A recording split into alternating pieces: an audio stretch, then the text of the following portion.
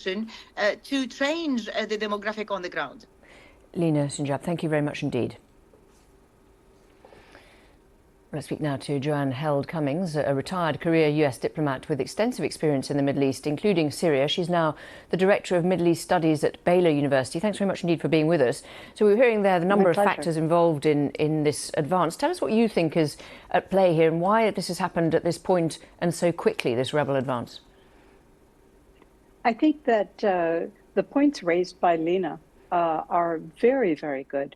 The weakening of Iran, but more specifically, the weakening of Hezbollah, which in the early days of the regime response to protests in the street, you saw Hezbollah flags on Syrian military vehicles.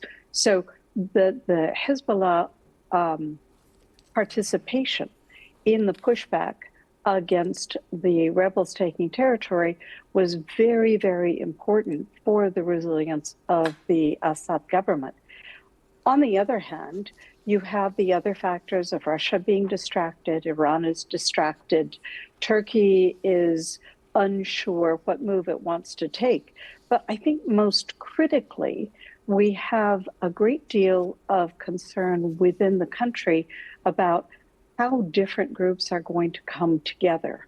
Idlib has been a mixture of different groups that have over the last 8 years sometimes fought each other, but at this point, they are acting together.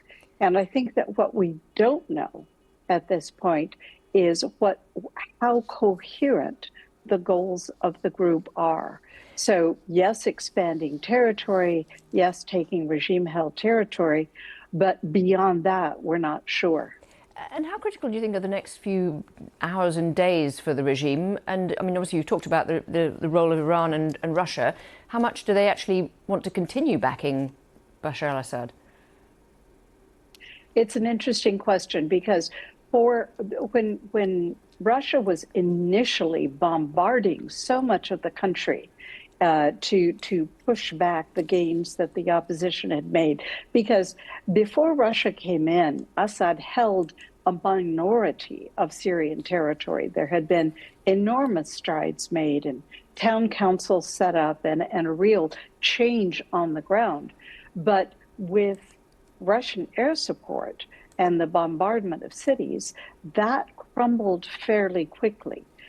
If Russia no longer feels that Assad is advantageous to them, and if they're weighing whether they're going to manage to hold on to territory in Ukraine or in Syria, I would guess they're going to be more embarrassed by losing Ukraine. Joanne Cummings, thank you very much indeed for your analysis today. Thank you. Thank you. Mass protests are continuing.